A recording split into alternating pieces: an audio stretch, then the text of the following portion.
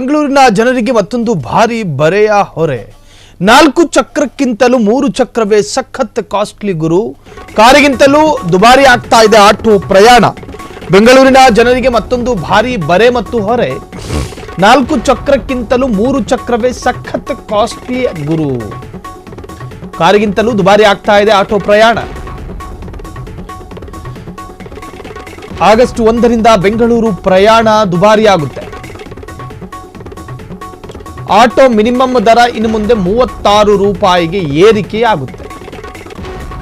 ಇಷ್ಟು ದಿನ ಕನಿಷ್ಠ 2 ಕಿಲೋಮೀಟರ್ಗೆ 30 ರೂಪಾಯಿ ಇದ್ದ ಆಟೋ ಪ್ರಯಾಣ ದರ 36 ರೂಪಾಯಿಗೆ ಏರಿಸಿ ಆದೇಶ ಹೊರಡಿಸಿದ ಬೆಂಗಳೂರು ನಗರ ಡಿಸಿ. ಕನಿಷ್ಠ 2 ಕಿಲೋಮೀಟರ್ ಬಳಿಕ ಪ್ರತಿ ಕಿಲೋಮೀಟರ್ಗೆ 15 ರೂಪಾಯಿಯಂತೆ 18 ರೂಪಾಯಿಗೆ ಏರಿಕೆ. ವೇಟಿಂಗ್ ಚಾರ್ಜ್ ಪ್ರತಿ 15 ನಿಮಿಷಕ್ಕೆ 10 ರೂಪಾಯಿ ನಿಗದಿಯಾಗಿದೆ. ಪ್ರಯಾಣಿಕರ ಮೊದಲ 20 ಕೆಜಿ ಲಗೇಜ್ ಫ್ರೀ ಇರುತ್ತೆ.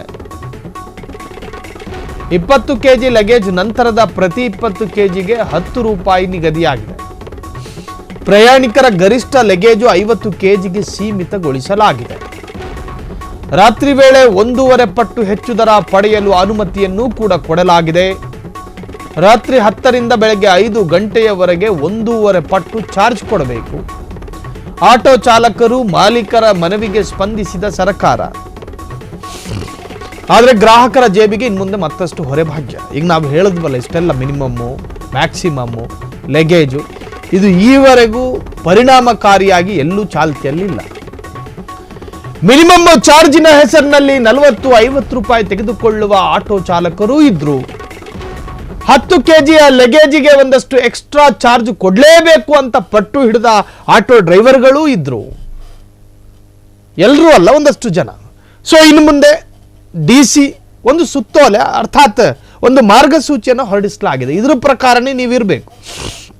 ರಾತ್ರಿ 10 ಗಂಟೆಯ ನಂತರ 1.5, ಆ 1.5ನ ಹೆಸರಿನಲ್ಲಿ ರಕ್ತ ಹೀರೋದಲ್ಲ, ಪ್ರಯಾಣಿಕರದು ನೋಡ್ಕೊಂಡು, ಆ ಪ್ರಯಾಣಿಕನ ಶಕ್ತಿ ನೋಡಿಕೊಂಡು, ಆತನ ಸಾಮರ್ಥ್ಯ ನೋಡಿಕೊಂಡು, ಎಮರ್ಜೆನ್ಸಿ ಸಂದರ್ಭದಲ್ಲಿ ಯಾರು ದಿಕ್ಕು ದೆಸೆ ಇಲ್ಲದಂತಹ ಪಾಪ ಏನಾದರೂ ಪ್ರಾಬ್ಲಮ್ ಅಲ್ಲಿದ್ದಾಗ ಅವರಲ್ಲೂ ಕೂಡ 1.5 ತೆಗೆದುಕೊಳ್ಳುವಂತಹ ಪ್ರಸಂಗಗಳು ಆಗಬಾರದು.